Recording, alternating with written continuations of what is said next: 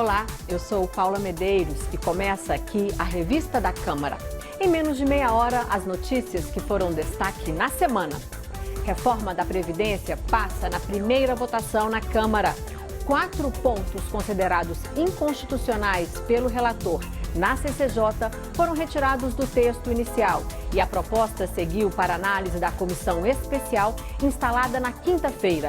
Deputados da oposição criticaram a demora do governo em liberar cálculos sobre a reforma da Previdência. O governo diz que decidiu disponibilizar essas informações somente a partir do debate de mérito da proposta na comissão especial. E você vai ver também. O ministro do Desenvolvimento Regional falou aos deputados sobre o futuro do programa de habitação Minha Casa Minha Vida. Segundo ele, os investimentos só estão garantidos até junho. O plenário aprova projeto que prevê anistias e mais autonomia a partidos políticos.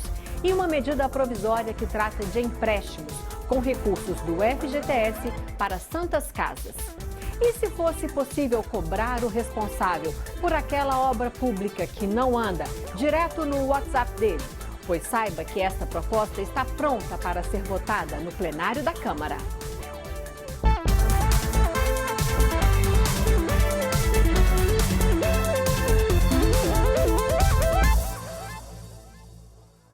Na semana que passou, a Comissão de Constituição e Justiça aprovou, por 48 votos a favor e 18 contrários, a constitucionalidade da proposta de reforma da Previdência. Agora, a expectativa fica por conta da tramitação da reforma na comissão especial, instalada na quinta-feira. É lá que o texto pode receber mudanças importantes. O repórter Tiago Ramos mostra como foi o avanço da Previdência aqui na Câmara. A pergunta aqui na CCJ é se a proposta de reforma da Previdência respeita a Constituição. A resposta dada pela maioria dos integrantes é que sim. Com isso, a reforma da Previdência segue adiante para uma comissão especial, criada exclusivamente para debater esse tema. Lá, a discussão vai ser sobre o conteúdo. Ponto a ponto, a proposta de reforma da Previdência vai passar pela lupa dos deputados. Deputados de partidos do centro cobraram e conseguiram fazer 4 alterações no relatório. As 4 mudanças são: o FGTS para aposentados vai continuar existindo. A proposta de reforma não vai mais mexer com isso. As futuras leis complementares sobre Previdência vão poder ser feitas também por iniciativa do Congresso. Terceira mudança: ações contra a União poderão ser feitas em Brasília. Isso não vai mais mudar. Quarto ponto: a idade máxima de aposentadoria de servidor público vai ficar na Constituição. Isso tem relação com o tempo de permanência dos ministros no Supremo Tribunal Federal. A oposição queria mais mudanças no texto e também que o governo entregasse os dados sobre a reforma. Não conseguiu e partiu para a obstrução. Com isso, a votação só foi feita depois de quase 9 horas de sessão. Mas a reforma acabou aprovada, com 48 votos sim e 18 não. Não houve uma desidratação agora, nesse momento, e esse era o grande objetivo do governo. Essas pequenas concessões que foram feitas não impactam a coluna vertebral ou o eixo estruturante da reforma. Nós temos sim a consciência de que é preciso reformar a Previdência para que ela possa ser sustentável e que preserve, inclusive, o pagamento de quem já está aposentado. A comissão especial que vai debater a reforma da Previdência vai ser composta por 49 deputados. O partido com maior número de integrantes é o PSL, com 5 deputados. O segundo maior é o PT, com 4 deputados. 8 partidos vão ter cada um 3 integrantes. É o caso do PP, PR, PSD, MDB, PRB, PSDB, Democratas e PSB. Nesta quinta-feira, eles escolheram o presidente da comissão. Com 40 votos, Marcelo Ramos, do PR do Amazonas, foi eleito. Eu acho que o que o país precisa hoje é de moderação, equilíbrio, entender o diálogo como um instrumento fundamental da democracia, entender qual é o papel da oposição, mas ter clareza de que, da mesma forma que o regimento permite obstrução, ele exige que o projeto chegue no momento de votação, e nós chegaremos a esse momento. O indicado para a vaga de relator é o deputado Samuel Moreira, do PSDB de São Paulo. Nós precisamos equacionar o fiscal, mas com responsabilidade social também. Nós precisamos ter um compromisso social, buscar fazer justiça também social. Esse vai ser o nosso desafio. A oposição desconfia da capacidade do governo de articular a aprovação. As chances do projeto ser aprovado conforme foi enviado são muito pequenas, né? O governo não tem voto, não tem uma base parlamentar e depende fundamentalmente do Centrão. Não temos dúvida que a proposta será ainda mais modificada na comissão especial, se é que ela vai passar na comissão especial.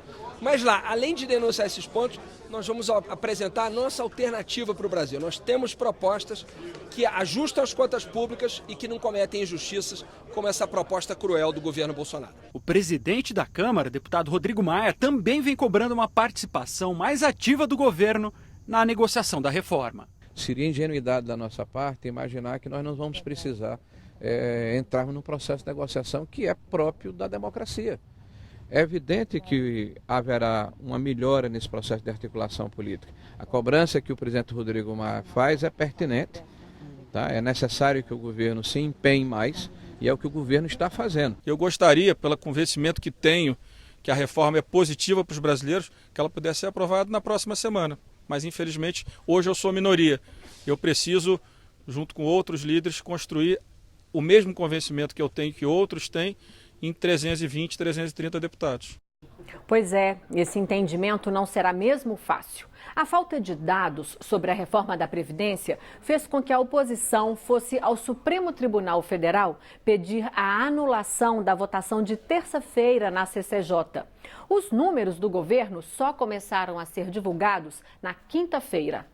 A movimentação na residência oficial do presidente da Câmara, deputado Rodrigo Maia, começou cedo. Do lado de dentro, os líderes dos partidos na Câmara viram números. Logo em seguida, foi a vez da divulgação oficial no Ministério da Economia.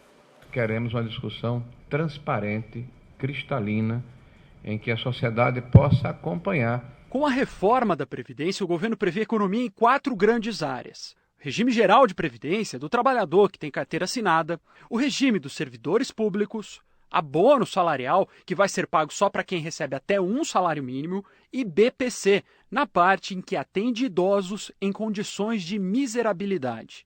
No regime geral, a economia prevista é de mais de 800 bilhões de reais. Dos servidores públicos, 224 bilhões. Da focalização do abono salarial, virão outros 169. Do BPC, quase 35. No total, 1 trilhão e 236 bilhões de reais. Mas o mais importante desses dados é a divisão por categorias. O fim da aposentadoria por tempo de contribuição vai gerar uma economia de 363 bilhões de reais. As mudanças na aposentadoria por idade, mais 128. Na pensão por morte, 111. Na aposentadoria rural, 92. Aposentadoria por invalidez, 80. Com professores, a economia vai ser de 12 bilhões. Agora, gaste um tempo vendo o conjunto dessas mudanças. 14 partidos na Câmara anunciaram que são contra 2 mudanças, as na aposentadoria rural e no BPC. Sem essas mudanças, a economia prevista cairia em 127 bilhões de reais. O resultado final ficaria em 1 trilhão e 100 bilhões de reais, ainda acima da linha de corte desenhada pelo governo de 1 trilhão de reais. Nós sabemos que haverá mudança nos textos, estamos preparados para isso, o governo já deixou bem claro que quer conversar, quer dialogar, mas a gente tem aquela nossa básica espinha dorsal de 1 trilhão. A oposição recorreu ao Supremo Tribunal Federal contra a aprovação da reforma na Comissão de Constituição e Justiça. Para eles, aquela votação só poderia ser feita depois da divulgação dos dados. A CCJ teria que refazer a sessão a partir dos dados. Então a sessão que já existiu sem os dados, ela é nula, ela votou no escuro. O ministro do Desenvolvimento Regional falou a 2 comissões da Câmara. Gustavo Canuto explicou que o programa habitacional Minha Casa Minha Vida recebeu um auxílio financeiro de 800 milhões de reais para não parar. Mas esse dinheiro só garante a continuidade das atividades até o mês de junho. A união dos Ministérios da Integração Nacional com o das cidades criou uma superpasta, o Ministério do Desenvolvimento Regional.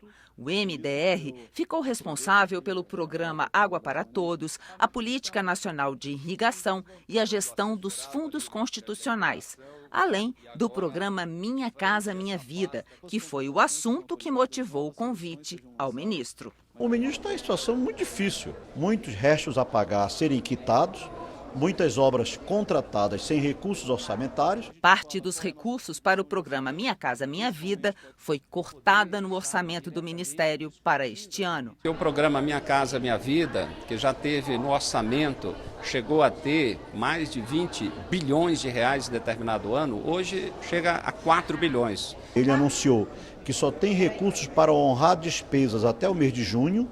A partir de julho, paralisará todas as obras se não houver novo aporte de recurso financeiro, de forma que nós ficamos muito preocupados. Com a parceria do ministro Onix, Casa Civil, uma articulação, conseguimos um aporte de 800 milhões para abril, maio e junho de financeiro, justamente para poder pagar as dívidas e regularizar o programa. Atualmente, há 340 mil unidades habitacionais em construção pelo Programa de Habitação Popular.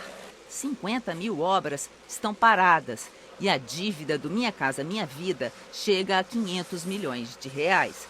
Só para se ter uma ideia, as obras do programa representaram 71% de tudo que foi construído no mercado imobiliário brasileiro em 2018. Para o ministro Gustavo Canuto, a solução do problema orçamentário do programa Minha Casa Minha Vida já está em tramitação aqui na Câmara. A partir de julho, vai depender muito dessa casa. Como os senhores sabem, a reforma da Previdência está em votação, a necessidade desse ajuste e essa expectativa de melhora das contas públicas vai permitir uma folga fiscal, uma folga financeira, para permitir que o programa, a partir de julho, também rode com regularidade. Na Comissão de Cultura da Câmara, o ministro da Cidadania, Osmar Terra, defendeu as mudanças feitas pelo governo na Lei Rouanet. Entre outros pontos, o valor máximo por projeto caiu de 60 milhões para 1 milhão de reais. Osmar Terra também comentou a decisão do governo Bolsonaro de unir no mesmo ministério as áreas de desenvolvimento social, de esporte e de cultura. A audiência com o ministro da Cidadania não deixou os parlamentares satisfeitos. Ele falou sobre todas as atividades da sua pasta. Os deputados, na Comissão de Cultura, queriam debater o trabalho do Ministério nessa área. Eles reclamaram que faltou informação e criticaram a política cultural do governo. Infelizmente, a gente não conseguiu extrair dele as questões fundamentais. E com a política de restrição que está sendo dada às políticas públicas, a cultura tende à inanição. É lastimável que o governo não tenha entendido ainda o potencial econômico da cultura. Se nós formos analisar todos os países de primeiro mundo, eles investem pesado em cultura, porque eles sabem que cultura gera emprego, gera renda, gera turismo, faz com que as pessoas se movimentem.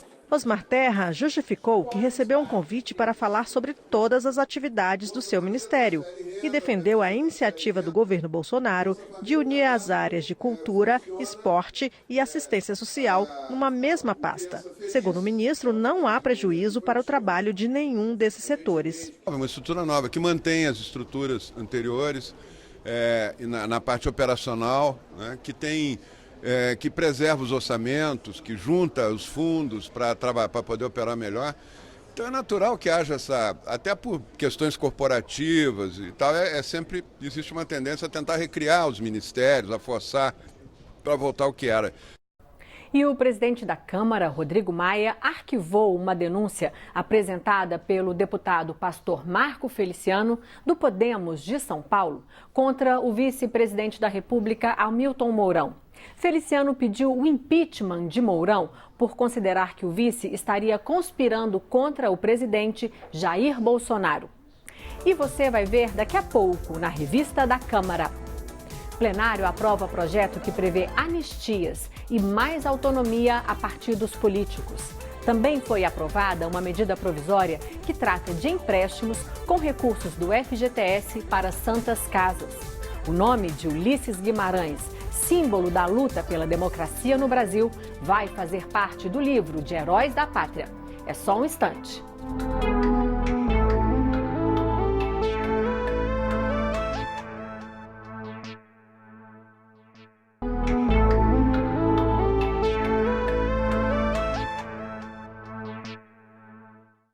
A Câmara dos Deputados autorizou o uso da cota para o exercício da atividade parlamentar na contratação de serviços de coworking, que são espaços compartilhados de trabalho. O objetivo da medida é a redução de gastos, já que o custo do coworking é, em geral, menor do que o de um escritório próprio. No plenário foram aprovados projetos que tratam de empréstimo às santas casas, carteira de identificação de autistas e anistia para partidos políticos. Dini Moraes explica. Eu vou começar o resumo do plenário desta semana falando da medida provisória que foi aprovada e que traz regras para empréstimos para hospitais sem fins lucrativos, como as santas casas. Esses empréstimos serão feitos com dinheiro do FGTS. São juros mais baixos que os de mercado e poderão ser feitos até 2022. As Santas Casas, elas são o único hospital em cerca de 1.000 municípios brasileiros. É lá que cerca de metade da população que é atendida pelo Sistema Único de Saúde, ou seja, gratuitamente, é atendida. Também as Santas Casas são responsáveis por cerca de 70% dos tratamentos de rádio e quimioterapia para pacientes com câncer. A gente foi atrás do pessoal das Santas Casas justamente para saber o que eles acharam da aprovação dessas novas regras. Dá uma olhada. Apesar de não resolver o nosso problema, que é um pouco mais crônico devido ao subfinanciamento do SUS nessas tabelas que nós prestamos os serviços, é uma tabela que não é atualizada, esse empréstimo ele vai servir como um fôlego para que nós consigamos as soluções mais a longo prazo. Essa medida provisória já foi para a sanção presidencial. A mesma coisa vai acontecer com outro projeto aprovado aqui pelo plenário que traz regras para partidos políticos. Esse projeto de lei ele ficou conhecido como autonomia dos partidos políticos. Por quê? Porque quer pôr fim aí numa queda de braço que vem acontecendo nos últimos anos entre os partidos e a justiça eleitoral. O partido não vai mais precisar devolver o dinheiro que recebeu de doação de filiados que são servidores públicos com cargo de confiança ou comissionados. Os partidos também não vão precisar mais pagar multa para reabrir cerca de 35 mil diretórios municipais que foram fechados pela Justiça Eleitoral porque não prestaram contas. Isso porque esse projeto determina que quem não teve movimentação financeira não precisa prestar contas e também não pode ser punido por isso. Os partidos também não vão poder ser punidos, ou seja, não vão poder ter as contas rejeitadas se não aplicaram o mínimo de 5% do que recebem de dinheiro público do fundo partidário com ações que incentivem a participação de mulheres na política. Mas isso só vai poder acontecer se os partidos usaram esse dinheiro para incentivar ou para financiar campanhas políticas de mulheres ou se guardaram esse dinheiro para poder usar futuramente, ou seja, eles vão poder usar até 2020 nas ações para incentivo de mulheres na política. O plenário também aprovou uma outra proposta, só que essa vai para o Senado, que reconhece como direito da pessoa que tem transtorno do espectro autista ter uma identificação específica. Olha, quem disse pra gente o que isso pode trazer na prática na vida dessas pessoas é a mãe de uma pessoa com autismo. Veja aí.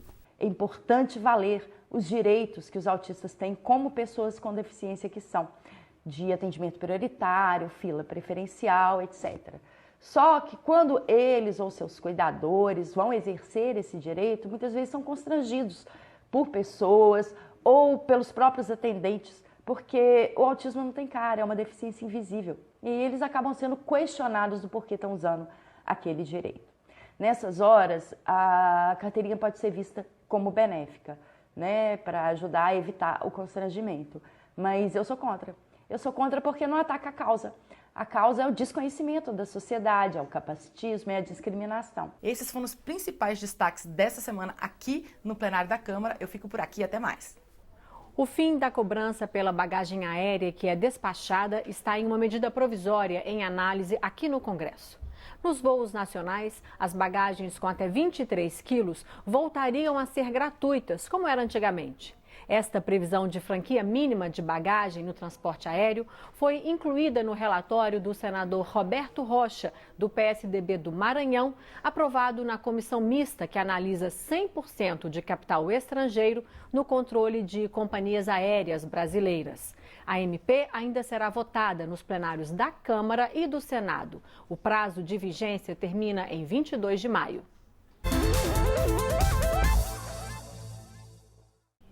E na semana que passou, a Câmara dos Deputados instalou a CPI, que vai investigar as causas da tragédia provocada pelo rompimento de uma barragem na cidade mineira de Brumadinho.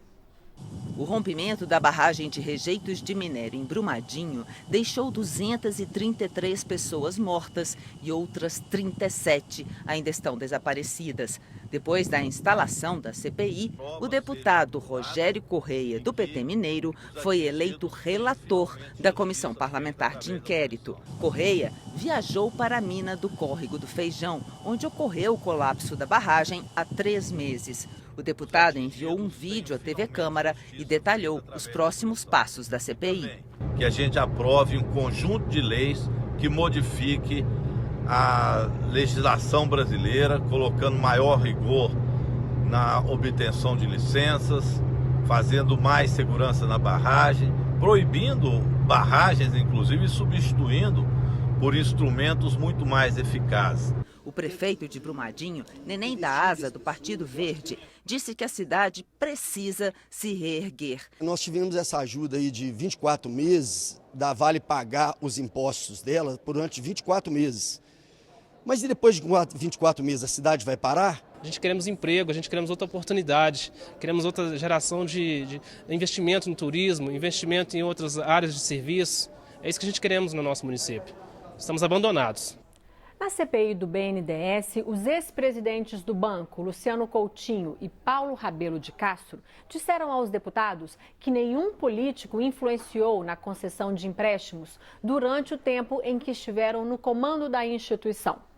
Paulo Rabelo de Castro é filiado ao PSC e presidiu o BNDES entre 2016 e 2017, tendo sido nomeado pelo ex-presidente Michel Temer. O executivo afirmou que para a aprovação de um empréstimo são ouvidas várias instâncias do banco, todas com poder de veto.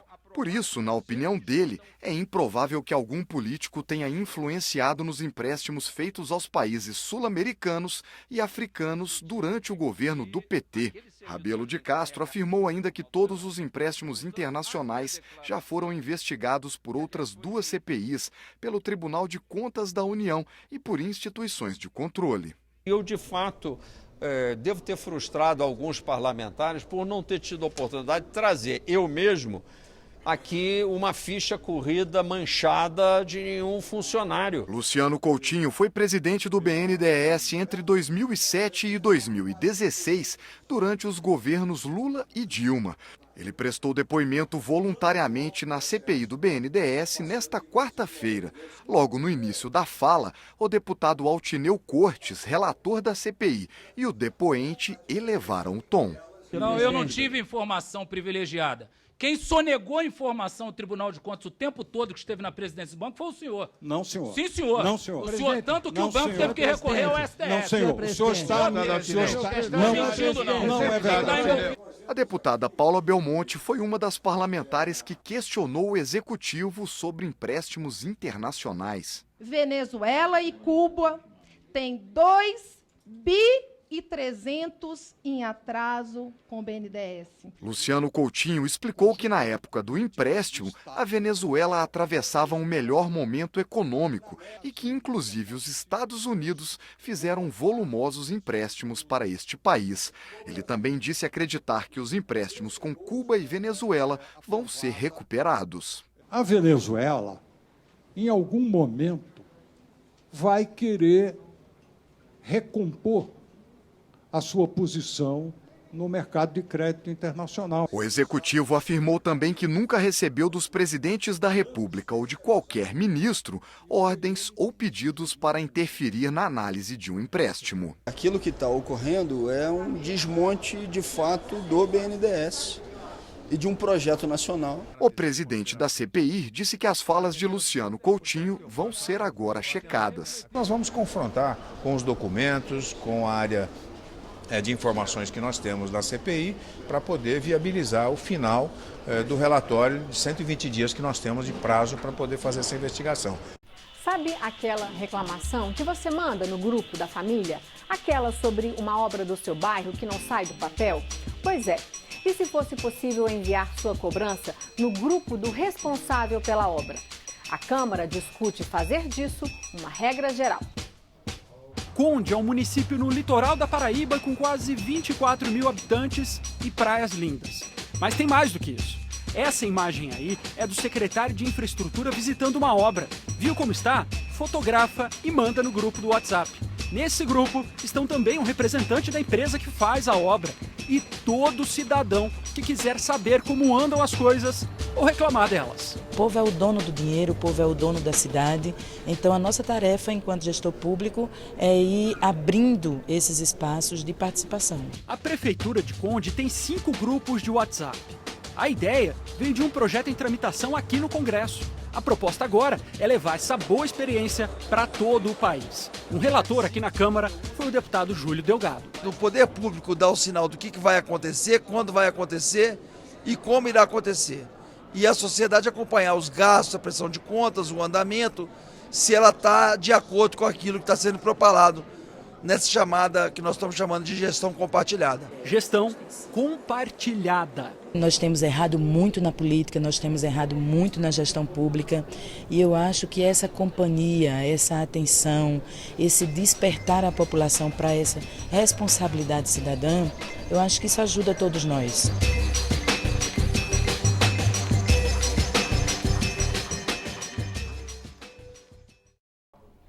A revista termina falando de Ulisses Guimarães no livro dos heróis e heroínas da pátria. A decisão do Congresso Nacional foi sancionada pelo presidente Jair Bolsonaro e o nome do Senhor Diretas vai ser escrito no Panteão da Pátria, monumento que fica na Praça dos Três Poderes, em Brasília. Em 1989, chegou a se candidatar à presidência da República, mas amargou o 7º lugar. Seguiu na vida parlamentar e, de novo, se tornou um dos nomes mais importantes na condução do impeachment de Fernando Collor de Mello.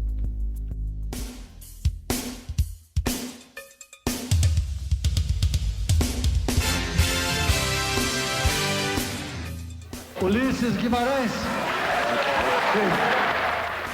É sim, e que o Brasil! O trabalho durante o impeachment foi a última ação política de Ulisses. Poucas semanas depois da votação, ele sofre um acidente de helicóptero no Rio de Janeiro. Seu corpo nunca foi encontrado. Agora, o pai da Constituição Cidadã, o Senhor Democracia ou o Senhor Diretas, entra para o rol dos heróis brasileiros. Uma homenagem mais do que justa a Ulisses Guimarães.